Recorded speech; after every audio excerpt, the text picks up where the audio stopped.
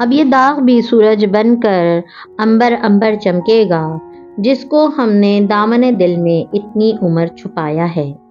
ہارون اور آبدار کے جانے کے بعد وہ دونوں میز سے اس ارادے سے اٹھے تھے کہ اب ہوٹل سے باہر نکلیں، مگر باہر جانے کے بجائے لان میں چلے آئے اور خود بخود پول کے قریب اٹھتے گئے۔ نصرت کا فون آیا تو فارس نے کہہ دیا کہ وہ دیر سے واپس آئیں گے، تم واپس نہیں جانا چاہتے۔ اس کے ساتھ چلتے ہوئے زمر نے غور سے اس کے چہرے کو دیکھا۔ وہ پینٹ کی جیبوں میں ہاتھ ڈالے سر جھکائے قدم اٹھا رہا تھا، کسی سوچ میں گم تھا۔ کیا اپنی گرل فرینڈ کو مس کر رہے ہو؟ اسے کال کر لو، شاید کوئی بات رہ گئی ہو جو اس نے تم سے نہ پوچھی ہو، ہمدردی سے مشورہ دیا۔ فارس نے سنہری آنکھیں اٹھا کر اسے دیکھا اور ذرا سا مسکرایا۔ کیا تمہیں ان باتوں کے سوا کوئی بات آتی ہے؟ تمہیں اس سے کوئی خطرہ نہیں ہے؟ وہ معصوم سی لڑکی ہے، سادہ اور مذہبی سی، وہ مجھ میں بالکل بھی انٹرسٹڈ نہیں ہے۔ پول کے کنارے وہ دونوں آمنے سامنے آ کھڑے ہوئے تھے، اوپر تاریک رات میں چمکتا پورا چاند پول کے نیچے پانی پہ جھلملا رہا تھا اور پانیوں کی روشنی زمر کے چہرے پہ پڑ رہی تھی اور جو سنجیدہ ہو گیا تھا۔ نہ وہ معصوم ہے نہ مذہبی، اس کا اسکارف ایرانی کلچر کا حصہ ہے یا اس کو اپنے بال نہیں پسند۔ مذہبی اسکارف ایسا نہیں ہوتا، مجھے تو وہ ایک بگڑی بچی کے سوا کچھ نہیں لگی۔ خیر وہ اتنی اہم نہیں ہے کہ ہم اس کو ڈسکس کریں، تم بتاؤ گھر کیوں نہیں جانا چاہتے؟ سینے پہ بازو لپیٹے وہ پوچھ رہی تھی، گھنگرے برے بال سمیٹ کر چہرے کے بال طرف ڈال رکھے تھے اور بھوری لائنز سے مزین آنکھیں سکڑ کر اس پہ جما رکھی تھیں، ناک پہ پڑی سونے کی والی ماہ کامل کی چاندی میں دمک رہی تھی۔ مجھے ڈپریشن ہوگا زمر، میرے لیے پہلی رات ہمیشہ تکلیف دہ ہوتی ہے، تھانے کی پہلی رات، جیل کی پہلی رات، دوبارہ گرفتاری پہ جیل کی پہلی رات۔ اور سر جھکائے جوتے کی نوک سے گھاس کو مسلتے وہ کہہ رہا تھا، وہ گھر میرے لیے بہت اہمیت کا حامل تھا، مجھے بہت پیارا تھا، اس کو بیچ کر میں خوش نہیں ہوں۔ اب کیا کرو گے؟ جاب کب ڈھونڈو گے؟ وہ فکر مند تھی، وہ باپ بیٹی ذہن سے محو ہونے لگے تھے۔ مل جائے گی جاب، نہیں تو پیسے ہیں میرے پاس، چھوٹا موٹا کاروبار تو کر ہی سکتا ہوں، کندھے چٹک کر لاپرواہی سے بولا تھا۔ نصرت بھابی چاہتی ہیں کہ تم ریسٹورانٹ میں ان کے ساتھ شراکت داری کر لو یا اوپر والے پورشن میں کچھ بنوا لو۔ اس نے استضاعیت سے سر جھٹکا تھا، وہاں سارے رشتہ دار آتے ہیں ہمارے، میں ان سے نہیں ملنا چاہتا۔ فارس تم بے گناہ ہو، عدالت نے تمہیں بری کیا ہے، تم بھاگتے کیوں اپنے رشتہ داروں سے؟ زمر بی بی لوگوں کو اس بات سے غرض نہیں تھی کہ یہ آدمی بے گناہ تھا یا گنہگار۔ جیلوں میں جانے والے 90% لوگ مجرم ہوتے ہیں، مگر لوگ سمجھتے ہیں سب مجرم ہوتے ہیں۔ جن نظروں سے میرے رشتہ دار مجھے دیکھتے ہیں، میرے قریب آنے پہ میرے بارے میں سرگوشیاں کرتے ہیں، ان میں خون جلانے کے لیے میرے پاس نہ وقت ہے نہ توانائی۔ کہتے ہوئے وہ آگے بڑھا اور پول کے کنارے پہ بیٹھ گیا۔ زمر بھی گہری سانس لے کر ساتھ آ بیٹھی۔ ڈنر کے دوران کی گئی جیل کی باتوں نے اسے ڈسٹرب کر دیا تھا۔ میں چاہوں بھی تو طہر قتل کے الزام سے کبھی پیچھا نہیں چھڑا سکتا، میں کبھی بھی نارمل نہیں ہو سکتا، وہ سنجیدگی سے سر جھکائے کہہ رہا تھا، مگر میں ہونا چاہتی ہوں۔ وہ گھٹنوں پہ تھوڑی ٹکائے پوری چاند کو پانی میں تیرتے دیکھ کر گویا خود سے بولی تھی، میں بھی اس برف کو پگھلانا چاہتی ہوں، مگر مجھے نہیں پتا میں کیا کروں، تمہارے بارے میں سوچوں یا نہیں۔ فارس نے گردن پھیر کر اسے دیکھا، وہ اداس سی نظر آ رہی تھی۔ تمہارا اور میرا ایک ساتھ کوئی مستقبل نہیں۔ اس رات جو میں نے اس ریسٹورینٹ میں کہا تھا، میں اس کے لیے شرمندہ ہوں، مگر وہ سچ تھا، جلد یا بدیر ہم الگ ہو جائیں گے۔ مگر زمر نے اس دفعہ برا نہیں مانا، وہ نارمل رہی۔ تو پھر کب دے رہے ہو تم مجھے طلاق؟ پھول میں جیسے چاند سے کوئی چیز آن گری تھی، کوئی چٹکنے کی سی آواز آئی تھی۔ طلاق الگ ہونے کا واحد راستہ نہیں ہوتی، کیونکہ میرے دل میں تمہارے لیے کوئی اناد نہیں ہے، صرف محبت ہے، عزت ہے، مگر میں ایک کرزڈ آدمی ہوں، میرے ساتھ بہت سے مسئلے ہیں، میرے دشمن ہیں، میری دشمنیاں ہیں، میں بہت جلد خود تم سے الگ کر دوں گا تاکہ میری قرض تمہیں نقصان نہ دے، پہلے بھی تمہارا بہت نقصان ہو چکا ہے۔ وہ میری قسمت تھی فارس، زندگی میں پہلی دفعہ اس نے تسلیم کیا، وہ میرا قصور تھا، میں اپنے سے جڑی کسی عورت کی حفاظت نہیں کر سکتا۔ وہ پھول کے پانی کو دیکھتے ہوئے یاسر سے کہہ رہا تھا، مگر اس نے گہری سانس لی، جب تک ہم ساتھ ہیں ہم خوش تو رہ سکتے ہیں نا زمر، ایک اچھے کپل کی طرح۔ اور زمر سے کوئی جواب نہیں بن پڑا تھا۔ جب فارس کا موبائل بجنے لگا، اس نے ایک نظر دیکھا، آپا کالنگ، اس نے کال کاٹ کر فون آف کر دیا، ہماری کریزی فیملی ہمیں خوش نہیں رہنے دے گی، وہ جل کر بولا تھا۔ جب بتا دیا ہے کہ نہیں آ رہے ہم گھر تو بار بار کال کر کے بلائیں گے کہ بھنڈی گوشت بنا ہے، آ کر کھا لوں۔ ایک دم زور سے ہنسی، دفتر اس کا اپنا موبائل بھی تھڑ تھڑانے لگا۔ زمر نے ہنسی روک کر اسکرین فارس کے سامنے لہرائی، حنین کالنگ، اور کال کاٹ دی۔ وہ سلسلہ کرام جوڑنے ہی لگا تھا کہ گھر کے پی ٹی سی ایل سے کال آنے لگی۔ اسے یاد تھا کہ اس نئے گھر میں صبح ہی نے فون کی تار وغیرہ جوڑ دی تھی، اور پھر اسے کال کاٹ کر فارس کی طرف متوجہ ہوئی۔ تم کیا کہہ رہے تھے؟ انجان بن کر پوچھا۔ بازو گھٹنوں کے گرد لپیٹ کر وہ بیٹھی تھی اور سیل ابھی تک ہاتھ میں تھا۔ یہی کہ کل کی کل دیکھیں گے، کیا پتا ہم کبھی الگ نہ ہو، کیا پتا سب ٹھیک ہو جائے۔ تو پھر بیٹھے بیٹھے وہ اس کی طرف گھوما اور نرمی سے مسکرا کر اس کا چہرہ دیکھا۔ زمر یوسف خان، کیا تم فارس قاضی کی بیوی کے حیثیت سے ایک نارمل زندگی گزارنا چاہو گی؟ زمر نے بے اختیار امٹ کر آتی مسکراہٹ دبائی۔ پہلے مجھے آپ کہو۔ فارس نے سر کو اس بات میں خم دیا اور ذرا سکن کرا. زمر یوسف خان اس کی آنکھوں میں دیکھ کر آہستہ آہستہ دہرایا, کیا تم فارس غازی کی بیوی کی حیثیت نارمل زندگی گزارنا چاہو گی؟ اور فارس غازی کو کون سی بات کے لیے, کسی بات کے لیے کوئی بھی مجبور کر سکتا تھا؟ ہاں, صرف وہی مجبور کر دیتا تھا. زمر نے گہری سانس اندر کو کہ جی. نمبر 1, میں تمہاری ریسٹورنٹ والی کوئی بات نہیں بھولی. نمبر 2, میں تمہارے چودنوں کا سن چکا ہوں. اب تم. فون ایک دفعہ پھر زوں زوں کرنے لگا. غیر شناسا نمبر تھا. فارس کے ابروتوں نے مجھے سننے دو, کوئی ضروری کال نہ ہو. اس نے موبائل کان سے لگایا. ہیلو. فارس غور سے اس کے تاثرات دیکھنے لگا. کون؟ حسینہ. اچھا, یہ تمہارا نمبر ہے؟ اور اس سے زیادہ فارس غازی سے برداشت کرنا مشکل تھا. فون زمر کے کان سے نوچا اور اپنے کان سے لگایا. حسینہ, تم اسی وقت اپنی نوکری سے فارغ ہو؟ سامان سمیٹو اور اپنی شکل گم کرو میرے واپس آنے تک. اگر تم مجھے نظر آ گئی تو اچھا نہیں ہوگا. اصیل اور اکڑ لہجے میں ڈپک کر اس نے فون بند کیا. سائلنٹ کر رہا ہوں. میں چاہتا ہوں اس وقت تم صرف مجھے سنو. موبائل کو اس نے اپنی جیب میں ڈال لیا. زمر سمجھی اس نے واقعی سائلنٹ کیا ہے, مگر اس نے خاموشی سے فون آف کر دیا تھا. کیا سنو؟ وہ تھوڑی گھٹنے پہ رکھے دلچسپی سے اسے دیکھنے لگی. نیلے پول کی اوپر جھلملاتی چاندنی منعکس ہو کر فارس کے چہرے پہ پڑ رہی تھی. ارد گرد ٹہلتے لوگوں سے بے نیاز ہو بس اس کو دیکھی گئی. سوٹر کی آستین ذرا پیچھے چڑھائے, منہ میں کچھ دباتے ہوئے وہ پانی کو دیکھ رہا تھا. اس کے سوال پہ سنہری آنکھوں کا رخ اس کی طرف مڑا. مجھے نوٹس ملے تھے. سوری. تمہاری کلاس میں جو نوٹس تم نے کاپی کروا کر دیے تھے وہ مجھے ملے تھے. میں نے پھینک دیے تھے. مجھے تم سے ریمیڈیل کلاس لینے کا بہانہ درکار تھا. زمر کے ابروج سے جاپ سٹے, چہرے گھٹنے سے اٹھا لی. تمہیں وہ سب لیکچر اور ٹاپک سمجھ آتے تھے, پھر میں کیوں گھنٹہ گھنٹہ تمہارے ساتھ سر کھپاتی تھی؟ وہ برا نہیں مانی تھی, اسے دھکا سا لگا تھا. اس نے فارس غازی کو کبھی ذہین نہیں سمجھا تھا, اور اس کی بڑی وجہ وہ ٹیوشن تھی جو وہ اسے دیتی تھی. ایک ہی ٹاپک بار بار اس کو پڑھانا پڑتا تھا. مجھے ہر چیز سمجھ میں آتی تھی زمر بھی, صرف آپ نہیں سمجھ آتی تھی. آپ کے وہ مسکرایا تھا. وہ خفا سی چپ ہو رہی. اور وہ لڑکا جمشید جس کو آپ میرے ساتھ ٹاپک سمجھانے لے آئی تھی لائبریری, بہت برا لگا تھا مجھے. اس کا فون میں نے غائب کیا تھا اور اس کو ڈھونڈنے وہ بیچارہ اٹھ کر گیا تھا, مگر آپ سمجھی وہ لاپرواہ ہے, اس لیے دوبارہ آپ نے اس کو نہیں پڑھایا. تم ہمیشہ سے 1-2 نمبر انسان تھے. اور وہ بندہ جو آپ کو ہراس کر رہا تھا اور آپ میرے پاس آئی تھی, وہ محظوظ سا اسے بتا رہا تھا, اور میں نے آپ سے وعدہ کیا تھا کہ اس سے بات کروں گا. جانتی ہیں میں نے کیا کیا؟ جانتی ہوں. سب کا ڈسٹرکٹ پروسیکیوٹر نے چہرہ آگے جھکا کر اس کی آنکھوں میں دیکھ کر کہا. فارس بالکل ٹھہر گیا. تم اسے اپنے کسی ٹارچر سیل لے کر گئے اور اسے مارا پیٹا ہے نا؟ وہ لمحے بھر کے لیے لاجواب ہو. اس نے آپ سے کچھ کہا تھا بعد میں؟ فارس, تمہارے پاس کیوں آئی تھی میں؟ اگر اس سے صرف بات کرنی ہوتی تو میں خود کر لیتی. مجھ سے بہتر مینیپولیٹیو ٹاک کون کر سکتا ہے بھلا؟ تمہیں اس لیے کہا کیونکہ تمہاری جاب اور تمہاری شہرت کہتی تھی کہ تم اس کی طبیعت اس طریقے سے ٹھیک کر لو گے جس طریقے سے میں کروانا چاہتی ہوں. میں چاہتی تھی کہ تم اس کو مارو. وہ باتوں کا بھوت نہیں تھا. وہ ابرو اٹھا کر فاتحانہ تائید چاہی. وہ چند ثانیے کو چپ رہا, پھر سے جھٹکا. تم میں اور مسز کاردار میں کبھی بھی مجھے زیادہ فرق نہیں لگا. پھر جیسے کچھ پوچھنے لگا, مگر ارادہ بدل دیا. کم از کم آج کی رات. اور بتاؤ, اور کیا کچھ کر چکے ہو تم میرے علم میں لائے بغیر؟ مسکرا کر پوچھنے لگی. فارس نے گھڑی پہ وقت دیکھا. پہلے چل کر کھانا کھاتے ہیں. ہارون عبید کا حرام کا مال تھوڑا بہت زہر مار کیا تھا اور اٹھ کھڑا ہوا. ویسے بھی ہمارے پاس ابھی بہت وقت ہے. کم از کم آج کی رات ہم واپس نہیں جا رہے, یہی رہتے ہیں اتنے مہنگے ہوٹل میں. اس نے گردن اٹھا کر استجاب سے اسے دیکھا. روز تھوڑی ہی کرتا ہوں آپ پہ اتنا خرچہ. مسکرا کر اس نے ہاتھ بڑھایا اور پگھلنے والے انکار نہیں کیا کرتے. وہ اس کا ہاتھ تھام کر اٹھ کھڑی ہوئی. اب پول کنارے وہ دونوں ایک دوسرے کے مقابل کھڑے تھے, ایک دوسرے کی آنکھوں میں جھانکتے. تم ہمیشہ میرے سامنے ایک مختلف روپ میں آتے ہو. پہلے تم میرے ستار تھے, پھر اسٹوڈنٹ بنے, پھر میرے مجرم, پھر ایک کاغذی انتقامی رشتے کا ایک پرزہ, پھر شادی کے لیے میرے پارٹنر بنے, پھر ایک بے گناہ انسان کی حیثیت سے میرے سامنے کھلے, پھر میرے کلائنٹ بنے. اب شوہر بن جاؤ گے. پتہ نہیں پھر کس روپ میں سامنے آؤ گے. کیا ابھی بھی کچھ ایسا ہے جو میں نہیں جانتی تمہارے بارے میں؟ ہاں, یہی کہ تمہارے کلائنٹ کا تمہاری فیس ادا کرنے کا کوئی ارادہ نہیں ہے. وہ اس سوال سے بچتا تھا, سو مسکراہٹ دبا کر بولا تو وہ ہنس دی, پھر مصنوعی خفگی سے بولی. نمبر 1, اب مجھے اس بات سے فرق نہیں پڑتا کہ تم اور میں مستقبل میں ساتھ رہیں گے نہیں. میں مزید کوئی پلاننگ کیے بغیر, نفع نقصان سوچے بغیر اس شادی کو قبول کرنے کے لیے تیار ہوں. مگر نمبر 2, اس کا یہ مطلب نہیں ہے کہ میرے دل میں تمہارے لیے کوئی فیلنگز ہیں, کیونکہ نمبر 3, میں تمہاری ریسٹورنٹ والی بات نہیں بھولی. نمبر 4, ابھی تک اس کی آنکھوں میں آنکھ ڈال کر اعتماد سے بولی, آئی ہیٹ یو. وہ مسکرا کر اس کی طرف جھکا. I hate you too. اور اس نے بہت دقت سے مسکراہٹ لبوں پہ روکی تھی. چاندی میں نہائے جھلملاتے پانی کے ساتھ سبزہ پہ وہ دونوں ساتھ ساتھ آگے بڑھنے لگے.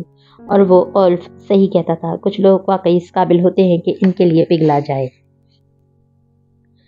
برا نہ مان میرے حرف زہر ہی صحیح, میں کیا کروں کہ یہی زباں کا ذائقہ ہے.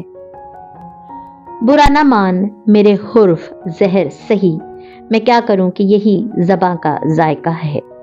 کھانے کے بعد ہنا اپنے کمرے میں آئی تو اس نے فوراً سے پہلے میمونہ کو کال ملائی۔ میمونہ اس سے 2 سال سینئر تھی، کالج میں دونوں ساتھ تھے، کسی کام کے سلسلے میں تعارف ہوا اور پھر دوستی ہو گئی۔ وہ حافظ قرآن تھی اور شادی شدہ تھی، ایک بیٹا بھی تھا۔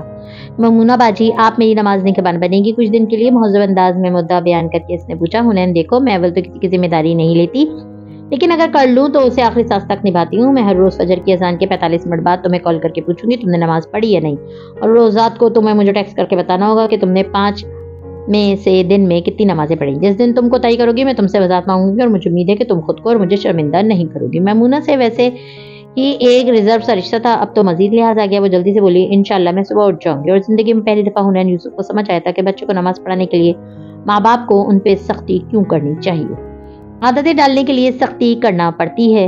اس نے فون بند کر کے اوپر آسمان کی طرف دیکھا۔ اللہ تعالیٰ، ہمیشہ میں نے الارم کلاک پہ بھروسہ کیا، مگر آج نہیں، کل صبح آپ مجھے اٹھائیں گے، مجھے نہیں پتا کیسے، یہ میرا مسئلہ نہیں ہے، لیکن آپ مجھے اٹھائیں گے ہر حال میں۔ ان سے دور کولمبو کی اس برف رات میں تیزی سے بھاگتا ٹک ٹک بالآخر ایک جگہ رکا۔ وہ دونوں بنا کچھ کہے اترے اور پھر جہاں خاور چلتا گیا وہ اس کے ساتھ کھینچا چلا آیا۔ سڑک پار کرتے وہ دفتن رکا، سر کو جھٹکا، گلے پہ ہاتھ رکھا۔ خاور نے چوک کر اسے دیکھا۔ کیا ہوا؟ یوں ہی منہ کا ذائقہ عجیب سا ہو رہا ہے، شاید گلا خراب ہے۔ الجھن سے سر چٹکتا وہ آگے بڑھ گیا۔ سڑک کے کنارے سے انہوں نے ایک اور ٹک ٹک روکا اور یوں تقریباً 3 سواریاں بدل کر وہ دونوں اس اپارٹمنٹ بلڈنگ کے سامنے رکے۔ اندر سیڑھیاں چڑھتے سعدی نے پوچھا تھا، تو اس عمارت میں ہے تمہارا خفیہ فلیٹ جس کے بارے میں کارڈارز نہیں جانتے؟ میرے پاس ایسی کئی خفیہ جگہیں ہیں۔ وہ ماتھے پہ بل لیے کھردرے لہجے میں بتا زینے چڑھتا گیا۔ فلیٹ معمولی اور سستا سا تھا۔ سعدی گردن ادھر ادھر گھماتا، طائرہ نظروں سے جائزہ لیتا۔ داخل ہوا، بیگ صوفے پہ دھرا۔ خاور سیدھا اندرونی کمرے میں چلا گیا۔ سعدی چوکھٹ پہ آیا تو دیکھا خاور کارپٹ ہٹا کے نیچے زمین پہ جھکا ہوا تھا اور فرش کے اندر بنے ٹریپ ڈور سے ایک باکس نکال رہا تھا۔ سعدی آ گیا۔ وہ ایک دھاتی باکس تھا، ایسے باکس کو گو باکس کہتے ہیں۔ اس میں خاور کے نام کے 3 پاسپورٹ تھے، پستول تھا اور رقم کی گڈیاں تھی۔ ایمرجنسی میں بھاگتے وقت کا سارا سامان گویا گو باکس میں موجود تھا۔ اب ہمارے پاس پیسے بھی ہیں اور پلان بھی۔ اب سعدی ہمیں فیز 2 پہ عمل کرنا ہے۔ وہ نوٹ نکل کر باہر رکھتے جا رہا تھا اور کہتا جا رہا تھا، یعنی کہ ہم نے تمہارا نام کلیئر کروانا ہے، ہاشم کے سامنے تمہیں بے گناہ ثابت کرنا ہے۔ جانتا ہوں۔ وہ کندھے اچکا کر مڑا، پھر دروازے کی چوکھٹ پکڑ کر رکا، ہلکا سا دہرا ہوا۔ خاور نے پھر سے چونک کر اس نے کہا، مسئلہ کیا ہے؟ میں ٹھیک ہوں، شاید کچھ غلط کھا لیا تھا۔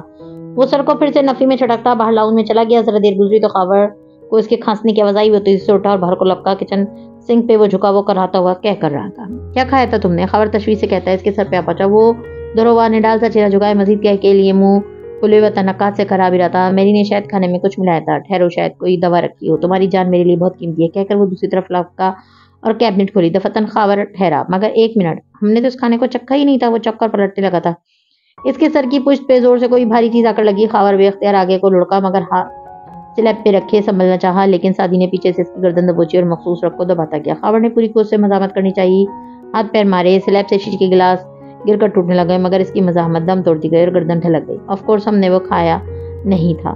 اس کے کندھوں سے تھامے زمین پہ احتیاط سے لٹاتے ہاتھوں کو اس نے چھوڑا۔ حشاش بشاش سا سعدی بولا تھا، تمہیں بر وقت یاد آ گیا، مگر بہت سی باتیں تم بھول گئے کرنل خاور۔ اس کے سر پہ کھڑے وہ پرتپش نگاہوں سے اس کی بے ہوش وجود کو دیکھ رہا تھا۔ یہی کہ اپنے دشمن کو درخت پہ چڑھنا نہیں سکھاتے، تم اور میں دشمن تھے، میں اور تم دشمن رہیں گے، ہیں اور رہیں گے۔ تم نے میرے وعدے پہ اعتبار کیا نہیں کرنا چاہیے تھا۔ میں وہ سچا ایماندار سعدی یوسف نہیں رہا جو وعدے سے نہیں پھرے گا۔ کمار کی موت کے ساتھ وہ کھو گیا ہے۔ تمہارا نام کلیئر کروانے کا ارادہ نہ میرا کل تھا نہ ہے آج۔ میں نے تمہیں صرف استعمال کیا ہے کیونکہ صرف تم اس جیل کو توڑنے میں میری مدد کر سکتے تھے، اور وہ تم نے کر دی۔ تھینکس بٹ نو تھینکس، کہہ کر وہ اندرونی کمرے کی طرف چلا گیا، اور جب باہر آیا تو کندھے پہ بیگ میں خاور کی تمام رقم اور اسلحہ رکھا تھا۔ اس کا ایک پاسپورٹ بھی وہ لے آیا تھا، باقی چھوڑ آیا تھا۔ ایک نظر اس نے کچن میں بے سود گرے خاور پہ ڈالی اور پھر وہ پی کیپ اٹھائی جو کارنس پہ دھری تھی۔ وہ اسے پہنتے ہوئے باہر نکل گیا۔ دروازہ باہر سے بند کرنا وہ بالکل نہیں بھولا تھا۔ تیز تیز زینے اتر کر وہ عمارت سے باہر نکل آیا۔ اب وہ پورے چاند کی یخ بستہ رات میں اندھیری سڑک پہ اپنا پی کیپ والا سر جھکائے، جیبوں میں ہاتھ ڈالے، کندھے پہ بیگ لٹکائے وہ دور چلتا جا رہا تھا۔ بالآخر وہ آزاد تھا۔ زخم جتنے بھی تھے سب منسوب قاتل سے ہوئے، تیرے ہاتھوں کے نشان اے چار اگر دیکھے گا کون۔ ہوٹل کے ملوکانہ سویٹ میں بیڈ پہ سونی کمبل میں دبکی بے خبر سو رہی تھی، اور وہ بھی سونی کی طرح مطمئن سا ٹانگ پہ ٹانگ جمائے بیٹا جواہرات کو دیکھ رہا تھا۔ وہ بے چینی سے ادھر ادھر چکر کاٹ رہی تھی۔ جب تک وہ ان کا پیچھا کر سکتا تھا اس نے کیا، لیکن جب یہ یقین ہو گیا کہ وہ ان کی قید سے نکل چکے ہیں تو ہاشم اطمینان سے اس صوفے پہ آ کر بیٹھ گیا تھا۔ اب کیا ہوگا ہاشم؟ وہ دونوں نکل گئے۔ سعدی کی تصویر سے ملتا جلتا اسکیچ اور خاور کی اصلی تصویر پولیس کو دے دی ہے، وہ ان مسنگ لوگوں کو تلاش شروع کر دیں گے۔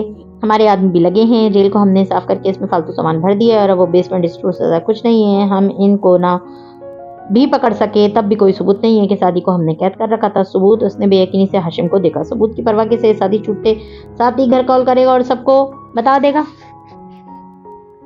इनके तमाम नंबर्स हम टैप कर रहे हैं, श्रीलंका से आने वाली कॉल पकड़ी जाएगी, हमें इल्म हो जाएगा, वो ईमेल कर सकता है। चलो कॉल तुम पकड़ भी लो तो वो इन सबको बता चुका होगा। इतने अरसे में इसके लिए कैद रखा हमने उसको ताकि वो हमारे राज ना खोल दे। और अब वो शदीद परेशान थी। हाशिम ने अचंभे से अबरू उठाई।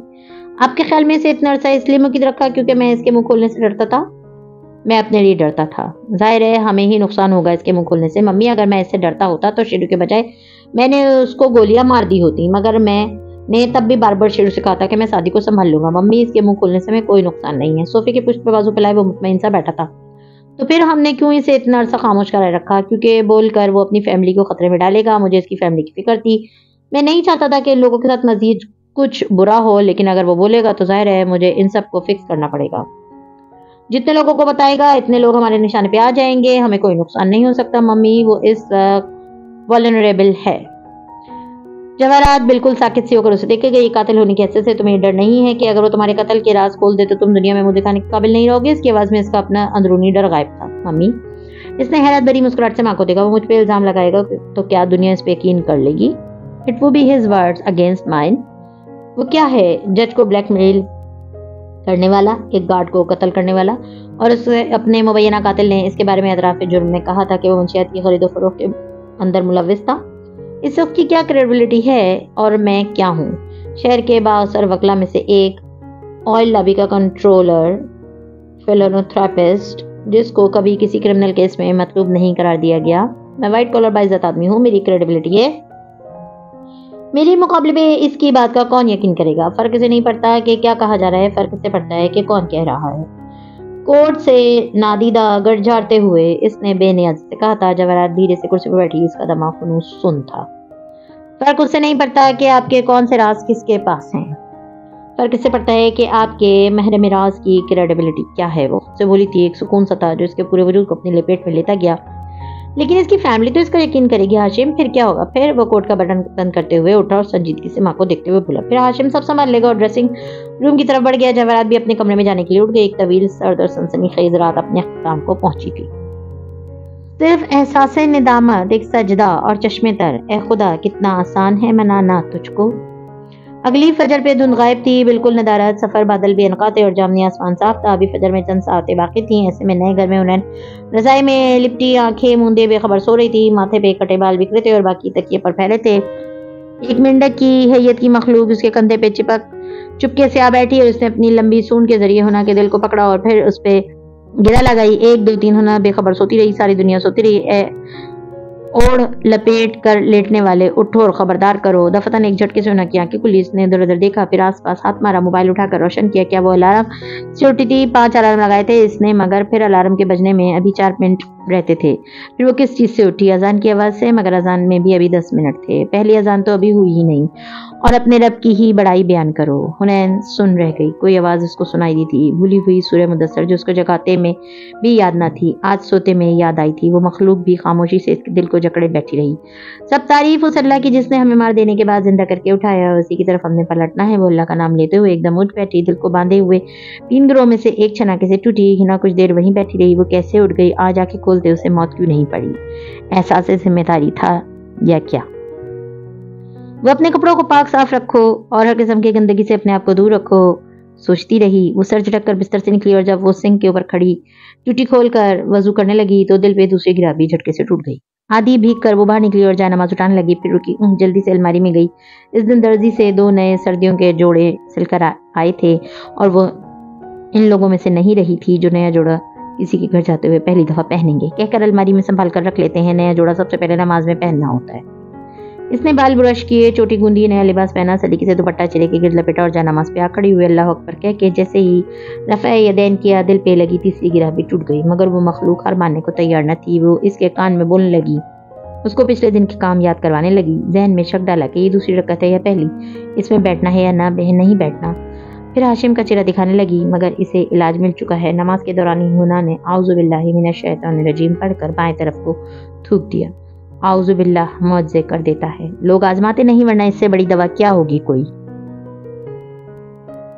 बाकी की नमाज सुकून से पढ़ी गई। सलाम फेर कर जब इसने दुआ के लिए हाथ उठाए तो समझ नहीं आया कि क्या मांगे। दिल में कोई अजीब सी खुशी उभरी थी। बार बार इधर उधर देखती वो कैसे उठ गई और ओफी उठ जाने में कितना मजा था, कितना सुकून था। इस अंधेरे में अपनी अंधेरी जिंदगी के बारे में इस नूर वाले से बातें करना कितना अच्छा लग रहा था। ओ अल्लाह, सब तारीफ आपके लिए ही है।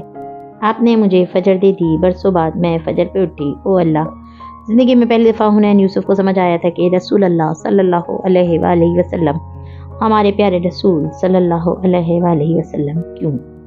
उनको फजर की 2 रकातें दुनिया में सबसे ज़्यादा अजीज़ थीं। क्यों रहलत फरमाने से पहले आखिरी सांसों में वो फरमाते रहे नमाज नमाज नमाज। और ये कैफियत ये वही चख सकता था जो फजर और तहज्जुद पे उठता हो। हर शख्स अपने कमाए हुए अमाल के बदले में रहन है, सिवाय दाएं बाजुओं वाले के जब जन्नतों में होंगे और पूछेंगे मुजरिमों से कि क्या चीज़ ले गई तुम्हें जहन्नुम में। जहन्नुम वाले कहेंगे ना थे हम नमाज पढ़ने वाले। सूरह मुदस्सिर। जाए नमाज तय करके वो उठी और खिड़की में आ खड़ी हुई। पट खुलकर सर्द हवा को इसने अंदर आने दिया। वहाँ एक खूबसूरत कॉलोनी नजर आ रही थी। नए घर से कसरे कारदार जैसा मंजर नहीं नजर आता था, मगर इसे वो मंजर देखना भी नहीं था। क्या चीज़ लेकर गई थी तुम्हें जहन्नुम में। वो कहेंगे ना थे हम नमाज पढ़ने वाले, ना थे हम नमाज पढ़ने वाले। इसने आंखें बंद करके सर्द हवा को महसूस करना चाहा। आज उसे कुछ बेहतर मिल गया था। हुनैन के ख्याल में वो अब भी अल्लाह से वैसी मोहब्बत नहीं करती थी जैसी करनी चाहिए थी, मगर वो अब अल्लाह ताला से एक रिलेशनशिप ज़रूर बनाना चाह रही थी। अल्लाह के सामने इसका इंप्रेशन ठीक हो जाए, अल्लाह इसकी तारीफ करे। इसके दिल में सबसे बड़ी तमन्ना यही रह गई थी। वो जो अल्लाह को पसंद है, फजर की नमाज, उसको इस नमाज से मोहब्बत हो गई थी।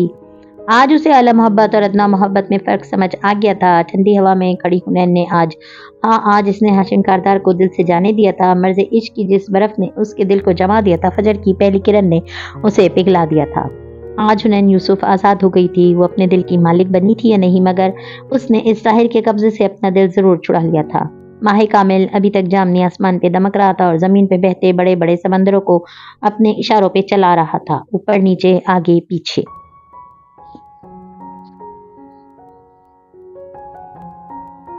कुछ अब संभलने लगी है जहाँ भी, बदल चला दौर आसमां भी। जो रात भारी थी टल गई है, जो दिन कड़ा था गुजर गया वो। सुबह ऐसा सुनहरा सोने के थाल सा झिलमिलाता सूरज आसमान पे चमका था कि सारे शहर ने पिघल कर अंगड़ाई ली। कोई जमू से टूटा धुंध सी छटी इस ऊंचे होटल का वसी कुशादा मरकजी बेडरूम सुनहरे रंग में आरास्ता दिखाई देता था। कीमती दीवार गिर पर्दे खिड़की के आगे से हटे थे और धूप पूरे कमरे को रोशन कर रही थी। सुनहरी ड्रेसिंग टेबल के किनारे फारिस बैठा था और सामने स्टूल पे बैठी खुद को आईने में देखकर बाल ब्रश करती जुमर को देख रहा था। वो चेहरा बाएं तरफ झुकाए बालों के सरों में ब्रश चलाते हुए बोली, अब घर चलते हैं, इससे पहले कि सब समझें हम वाकई भाग चुके हैं। फारिस ने बेख्तियार सर झटका। फिलहाल वो मुझे अपने घर वाले कम और ससुराल वाले ज्यादा लग रहे हैं। वो हल्का सा हंस दी और चेहरा झुकाए बाल ब्रश करती रही। पता है मुझे तुम्हारी सबसे खूबसूरत बात क्या लगती है? नहीं पता। तुम्हारे बाल। इसने हाथ बढ़ाकर नरमी से इसकी चंद घुंघराली लटे उंगलियों से उठाई। जुमर ने बुरी आंखें उठाकर उसे देखा और मुस्कुराई। हाँ, मेरे बालों को कर्ल्स हमेशा सबको पसंद रहे हैं। नहीं, इनके कर्ल्स नहीं, मुझे इनका रंग पसंद है। रंग? जुमर ने एकदम चौंक कर ब्रश रख दिया। हाँ, इनका ब्राउन कलर। जुमर ने बेख्तियार तुक निकला, मगर वो अपनी धुन में कह रहा था, शादी और सैम के बाल भी ब्राउन हैं, मगर तुम्हारा कलर बहुत मुख्तलिफ, बहुत खूबसूरत है। वो नरमी से इसके बालों को छूकर कह रहा था। जुमर ने जरा गैर आरामदेह होकर ब्रश रखा। मेरे बालों का रंग भी शादी की तरह है, मतलब मेरा असल कलर ये चॉकलेट ब्राउन तो मैं डाई करती हूँ। और अपने बाल नरमी से छुड़ा लिए। फारिस को चंद लम्हे इसकी बात का मतलब समझ नहीं आया। वो बस सुनहरी आंखें सुखेड़ कर उसे देखने लगा। क्या मतलब? फारिस, मेरे बाल शादी जैसे ही हैं, ये जरा ज़्यादा ब्राउन मैंने खुद किए हैं, मुझे ऐसे अच्छे लगते हैं। मेरा फ़ोन क्या तुमने ऑफ कर दिया था? इसने अपना फ़ोन उठाते हुए तशवीश से पूछा। एक मिनट, ये असली कलर नहीं है, मगर जब मैंने तुम्हारी यूनिवर्सिटी में दाखिल लिया था तब भी तुम्हारे बालों का यही कलर था। मैं 22 साल की उम्र से बाल डाई कर रही हूँ फारिस। पाकिस्तान की हर तीसरी लड़की बाल डाई करती है। उफ, इतने मैसेजेस। वो स्क्रीन को देख रही थी। जब वो कुछ ना बोला तो सर उठाकर उसे देखा। वो अभी तक अचंभे से उसे देख रही थी। तुम्हारा मतलब है तुम 7-8 साल से मुझे धोखा दे रही हो? कानून इसकी सजा क्या होती है? मैंने कोई धोखा नहीं दिया। तुमने पहले कभी इस बारे में बात नहीं की तो मैं क्या बताती? वो खफा हुई। तुम्हारे कर्ल्स भी नकली हैं? फिर वो मशकूक हो चुका था। ओ फारिस, मेरा कुछ भी नकली नहीं है, सिर्फ ज़रा सा कलर है ये। मगर वो नफ़ी में सर हिलाता उठ खड़ा हुआ था। नहीं ज़ुमर बीबी, आपने मुझे इतने साल धोखे में रखा, मैं आपका हर जुल्म माफ़ कर सकता हूँ, मगर ये नहीं, आपने मेरा दिल तोड़ा है। कैसे लौटाएंगी आप मुझे मेरे 8 साल? क्योंकि आज मुझे लग रहा है कि मुझे आपसे बिल्कुल भी मोहब्बत नहीं रही। वो नफ़ी में गर्दन हिलाता अभी तक ताज्जुब से कह रहा था। ज़ुमर ने गर्दन मोड़कर तंदही से उसे देखा। कितना बोलना आ गया है तुम्हें? वो भी जवाब में कुछ तीखा सा कहने लगा था कि इसका अपना मोबाइल जेब में थरथराने लगा। इसने निकाल कर देखा, आबदार। इसने काल काटी। मैं इस मामले को इतनी जल्दी नहीं खत्म करने वाला, वापस आकर इस बारे में बात करता हूँ। इसका तो भाई वाकई दिल टूट गया था। खफा से लहजे में कहकर वो बाहर निकल गया था और फिर अपने दूसरे छोटे मोबाइल से कॉल बैक की। अभी ने फौरन उठा लिया और उसकी आवाज़ सुनकर चेक की थी तो फारिस गाजी का ब्लॉक नंबर भी है। उम्मीद है ये बग नहीं हो रहा होगा, क्योंकि मुझे आपसे बहुत खास बात करनी है। आइंदा मेरी बीवी से इस टोन में बात मत कीजिएगा। वो अंदर ज़ुमर से खफा लहजे में शिकायत करने वाले फारिस गाजी से बिल्कुल मुख्तलिफ और संजीदा लग रहा था। आबदार को लम्हे भर को समझ में नहीं आया। फिर रात वाला अपना रवैया याद आया तो दांतों तले जबान दबा दी। मेरे मुंह से निकल गया था, मैं तो वो मुझे बहुत अजीज है और जितनी इज्जत मैं उसकी करता हूँ आपसे तवक्को करता हूँ कि आप भी करेंगी। अब बताइए क्या बात थी? हमवार मगर बेलचक अंदाज में रात वाला उधार चुकाकर वो बोला तो वो चंद लम्हे खामोश रही। शादी और खावर कल जेल तोड़कर फरार हो गए हैं। मैंने रात में आपको बहुत कॉल्स की लेकिन आपका फोन ऑफ था। मुझे लहजे में बोली। क्या? वो एकदम शशदर रह गया। फिर बेअख्तियार पेशानी मसली, होठों पे बंद मुट्ठी रखी। समझ नहीं आया कि जज्बात को कैसे काबू करे। हाशिम ने बाबू को बताया कि वो इन्हें अभी तक नहीं ढूंढ पाए। अब मालूम नहीं ढूंढ कर छुपा लिया या वाकई वो दोनों लापता हो चुके हैं। फारिस ने कुछ कहे बिना फोन रख दिया और जब वापस कमरे में गया तो बिल्कुल खामोश था। घर आकर इसने ज़ुमर को सबके सवालों के जवाब देने के लिए छोड़ दिया और खुद उस ऊपरी मंजिल में बेडरूम में आ गया जो ज़ुमर और उसके लिए नुदरत ने सेट किया था। इसने लैपटॉप निकाला और स्वयं मखसूस शुदा लिंक खोला। जो पेन जहरीला पेन इसने शादी को भेजा था, इसमें जीपीएस ट्रेसर लगा था। स्क्रीन पे वो जीपीएस एक्टिव सिग्नल दे रहा था। कल रात से पहले तक वो इस इलाके में था जहां हारून उबैद का होटल था, मगर आज सुबह वो इस होटल से कई कोस दूर एक पार्क में आकर रुक गया था। वो अभी तक एक्टिव था। शादी के पास अगर वो पेन था तो वो इतने घंटों से इस पार्क में क्यों बैठा था, या फिर वो पेन किसके पास था? वो एकदम बहुत परेशान सा था। पिछले 8 माह से उसको मालूम था कि वो सादी यूसुफ कहाँ है, मगर पहली दफ़ा इसने सादी की लोकेशन खो दी थी। शायद इसने सुबह में ज़ुमर को कॉल की हो, मगर फारिस ने दोनों हाथों में गिरा दिया अपना सर। पिछले 8 माह की अनथक मेहनत के बाद पहली दफ़ा वो सिर्फ अपने और ज़ुमर के बारे में सोचना चाहते था।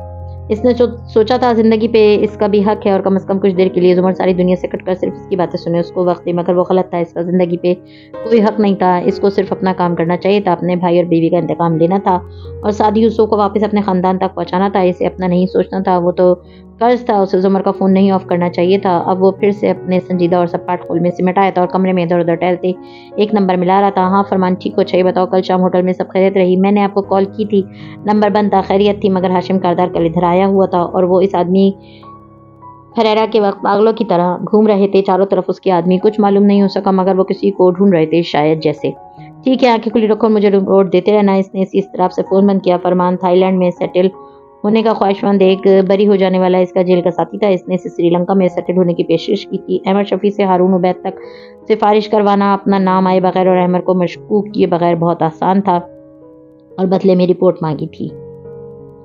अब वो कुछ अरसे से इसी होटल में काम कर रहा था। इसकी रसाई किचन के नीचे बनी जेल तक तो न थी, मगर जहां तक इसकी आंखें जाती थी वो गाजी को खबर दे दिया करता था। अब इसने एक और नंबर मिलाया है। इनायत तुम अस्पताल में नाइट ड्यूटी पे थे कल रात। ओके गुड, तुम्हारे सामने वाली बिल्डिंग में से रात को या सुबह में कोई आया? अच्छा, अगर कोई हरकत नजर आए तो कोई आमदोरफ्त हो मुझे जरूर खबर देना।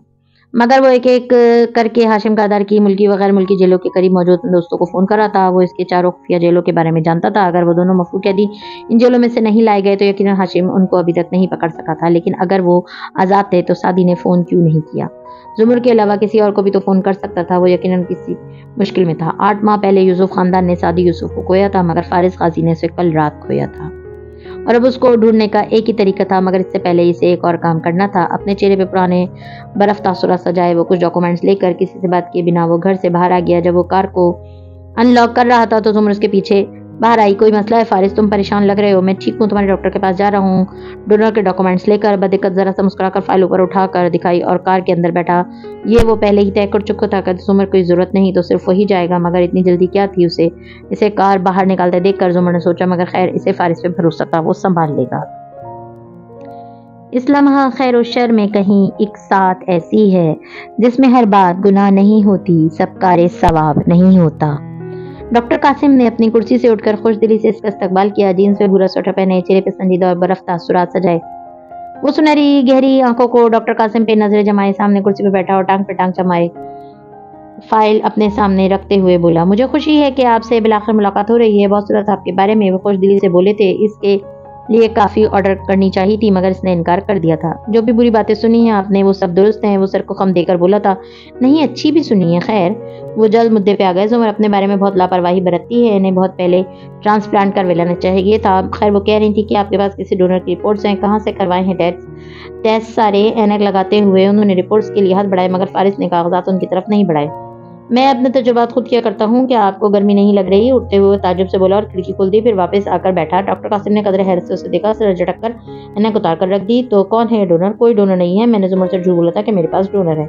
कमरे में एक शशदर सा छन्नाटा छा गया था। फिर वो इसी बेमहरी से बोला, मैं नहीं चाहता कि वो सर्जरी करवाए। अगर आप डॉक्टर कासिम उसकी सर्जरी नहीं करेंगे।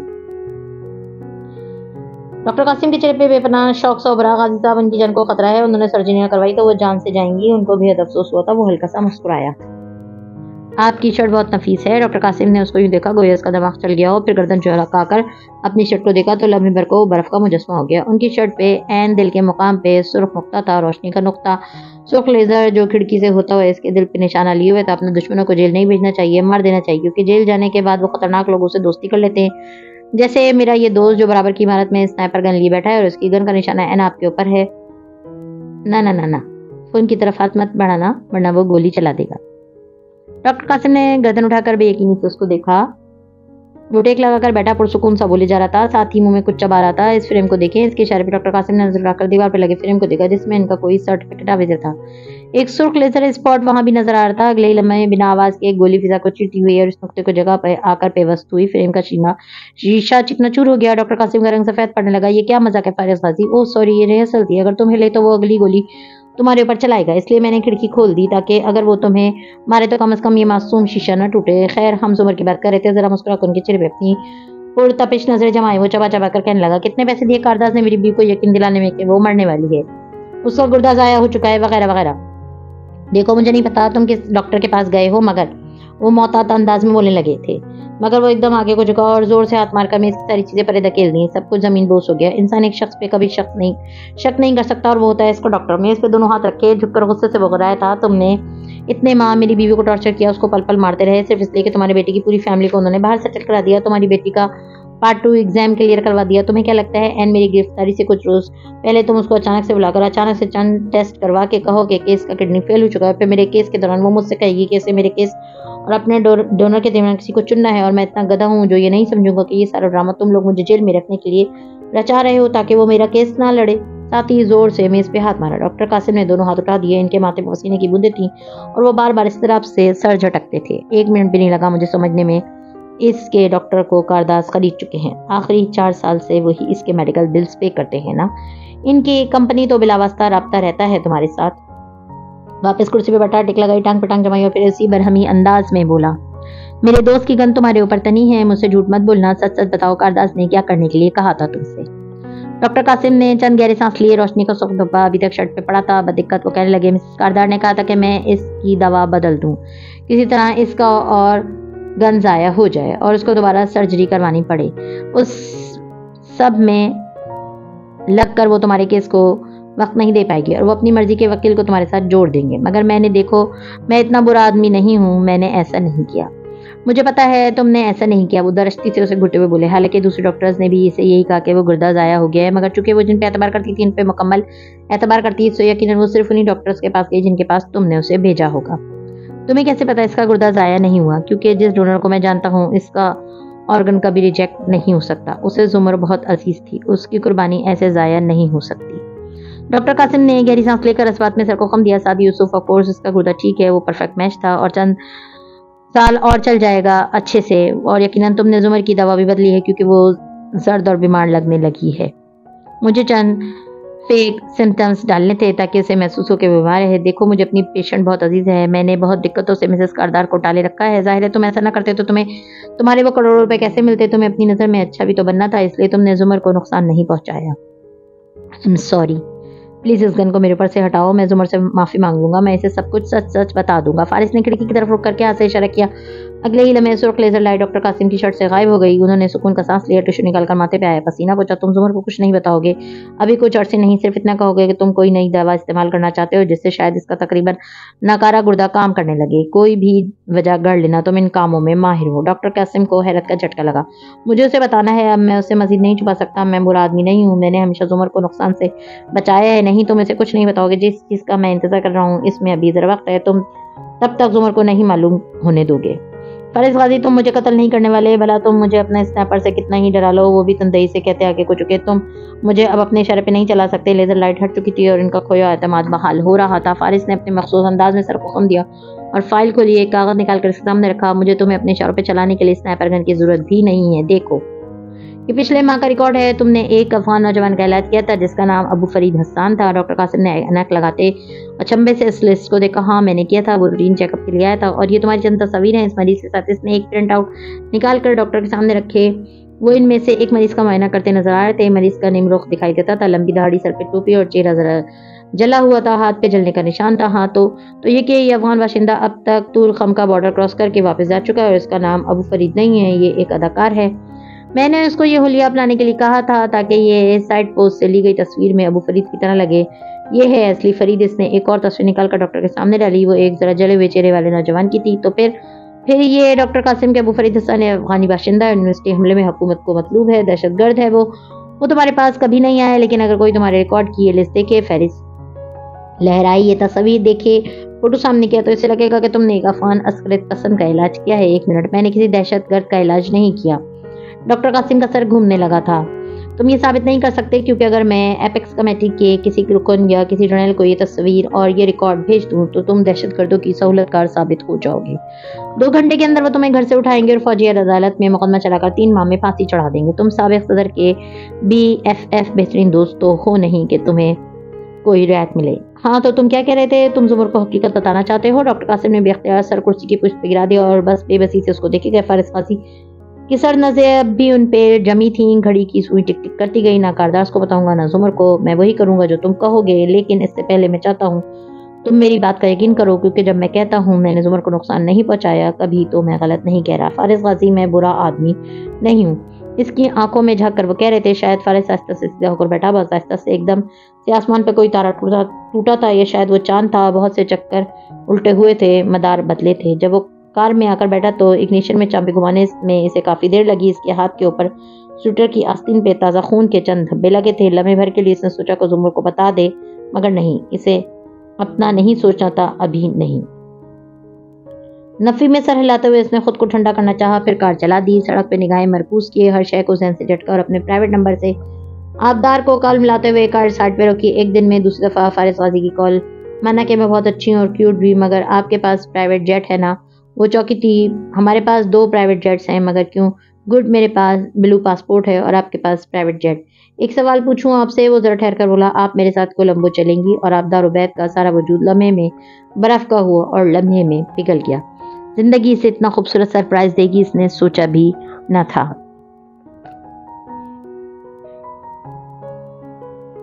مزید ویڈیوز دیکھنے کے لیے ہمارے چینل کو سبسکرائب کیجیے.